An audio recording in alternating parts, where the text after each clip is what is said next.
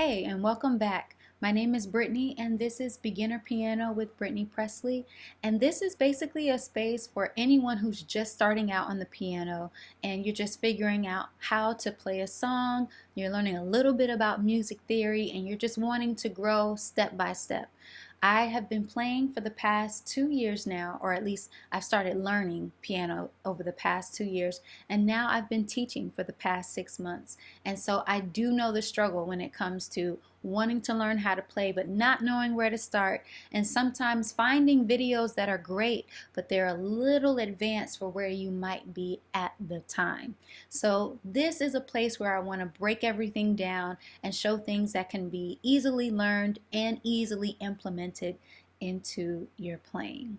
And so today I want to talk about a musical concept that's called backtracking, and it's a concept that you can use pretty easily in songs, and it helps to give you that traditional gospel feel.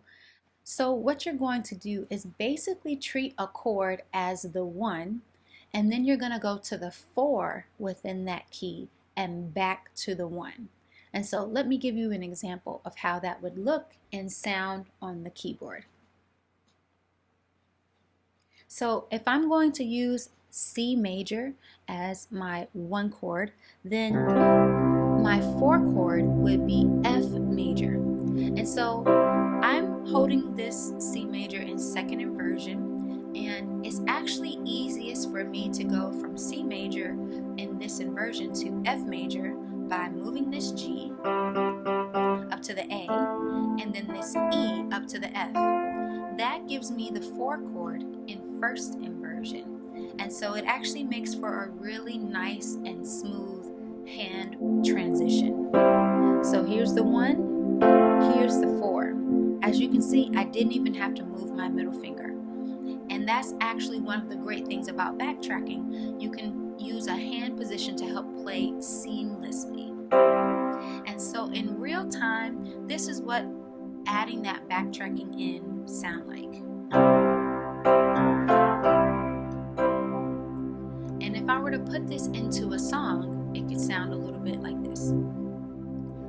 Amazing grace, how sweet the sound. So as you can see, you can insert that 4 chord really quickly and then come back to the 1 chord. And it adds a little bit of flavor, it adds a little bit of movement to your playing. And so now I'm going to play it again, and I'm going to insert it in a couple of other places within the song. Amazing grace, how sweet the sound that saved a wretch like me. Now, I'm on the 5 chord, which is G major. I can also backtrack from the 5 chord. So in the key of G major, the 4 chord is C. So I'm just going to play my C major here in second inversion and come back to the 5 chord. So like me.